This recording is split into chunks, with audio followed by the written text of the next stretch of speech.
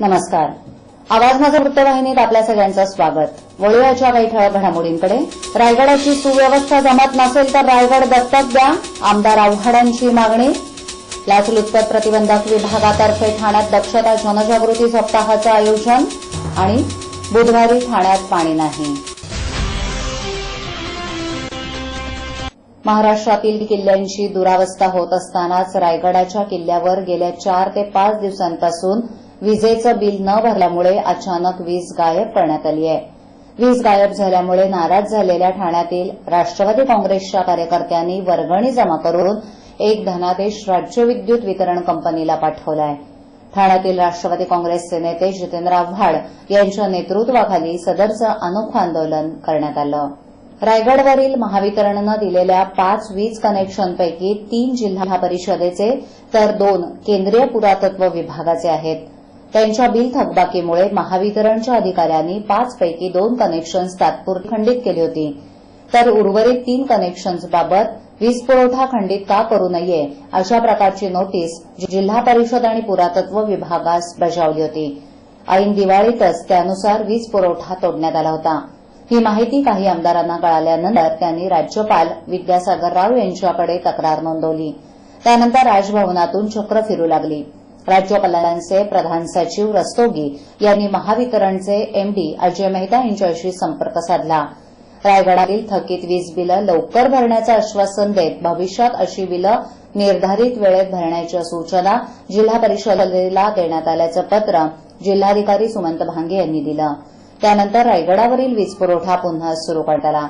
रायगडावरील बंद पडलेले हॅलोजनचे दिवेही जिल्हा परिषदेमार्फत तात्काळ बदलण्यात आले. शिवछत्रपतींच्या नावानं मतं मागणाऱ्या राजकारण्यांनी शिवाजी महाराजांचा राज्याभिषेक झालेल्या रायगडावर गेल्या अनेक दिवसांपासून वीज गायब झाली होती. तसंच किल्ल्यांची दुरावस्था झाली असतानाच जर सरकारकडे पैसे नसतील तर आम्ही पैसे देतो असं ठाण्यातील राष्ट्रवादी काँग्रेसच्या कार्यकर्त्यांनी सांगितलं. तसंच जर सरकारला किल्ला सांभाळता येत नसेल तर आमच्याकडे द्या असं देखील आव्हाड यांनी सांगितलं.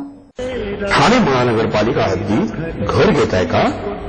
मग ते अनधिकृत तर नाही ना, याची खातर जमा करा. अनधिकृत घर घेणं हा विकणाऱ्यासोबत विकत घेणारा देखील तितकाच दोषी असतो.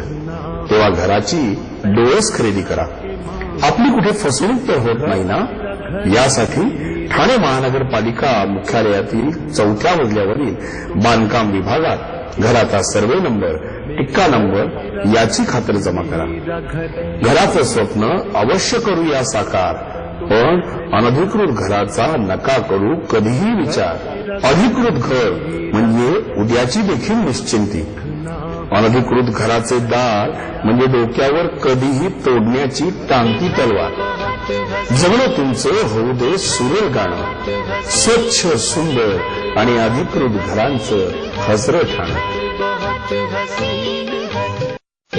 ठाणे महापालिकेतर्फे जनहितार्थ प्रसारित. केंद्र सरकार या आठवड्यात म्हणजे दिनांक 27 ऑक्टोबर ते 2 नोव्हेंबर या कालावधीत दक्षता जनजागृती सप्ताह साजरा करत आहे. सदर अभियानाचा भाग म्हणून लाचलुचपत प्रतिबंधक विभाग जनसामान्यांमध्ये भ्रष्टाचाराबाबत जनजागृती करण्यासाठी वेगवेगळे कार्यक्रम राबवत आहे. अँटी करप्शन ब्युरोनं विक्रमी कामगिरी केली आहे. महाराष्ट्रात अद्यापपर्यंत एकूण 1067 सापळा केसेस करण्यात आल्या असून त्यामध्ये एकूण 1300 पेक्षा जास्त लाचखोर अधिकाऱ्यांना पकडण्यात आलंय.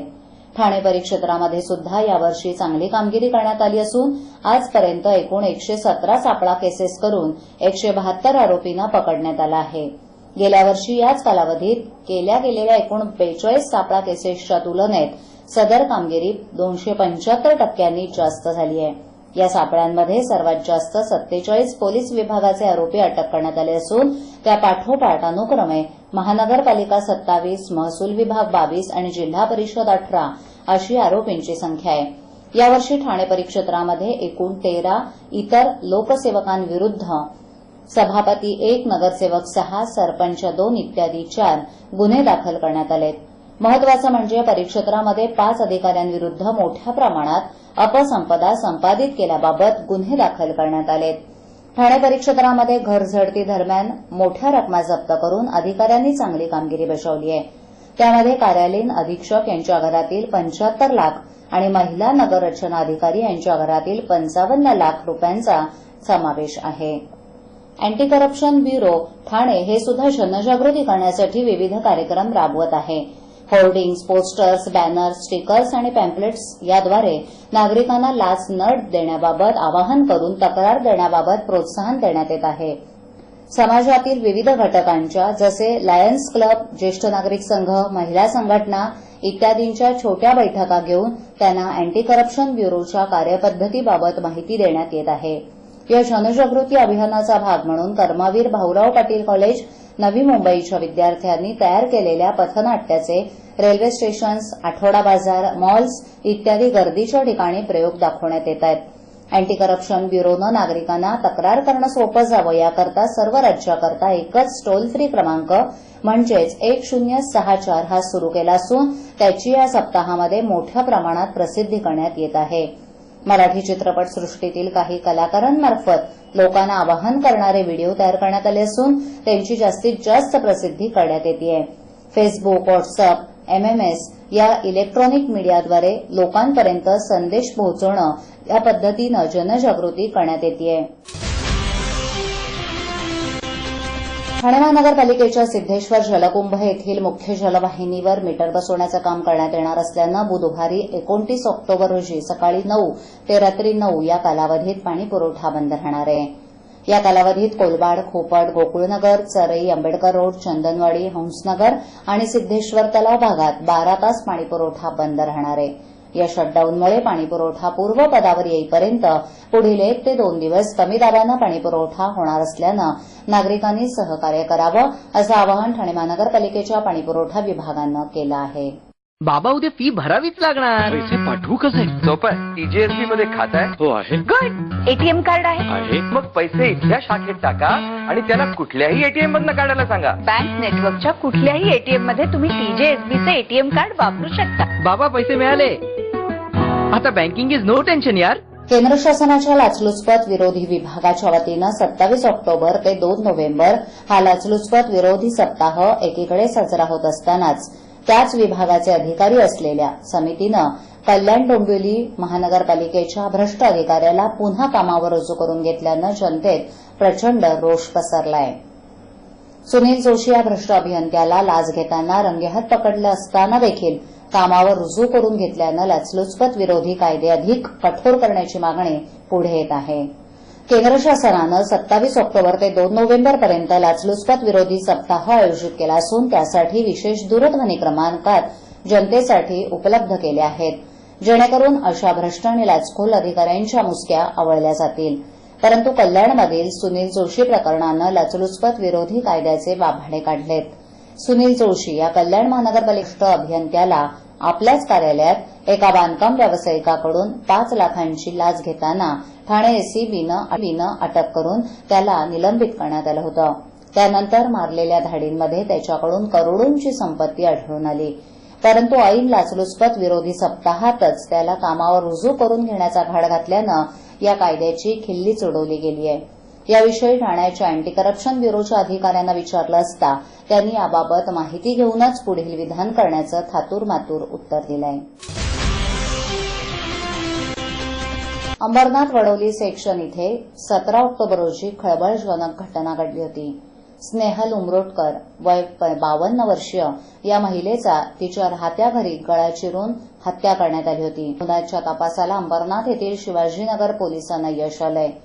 सोन्याच्या चेनसाठी मौजमजा आणि परीक्षेत चांगल्या गुणाने उत्तीर्ण होण्यासाठी पैशांची गरज असल्याच्या उद्देशानं काही मित्रांनी आपल्याच मित्राच्या घरात चोरीच्या उद्देशानं घुसून मित्राच्याच आईचा खून करण्यात आला असल्याचं पोलिसांच्या तपासात निष्पन्न झाल्याचं पोलिसांनी सांगितलं.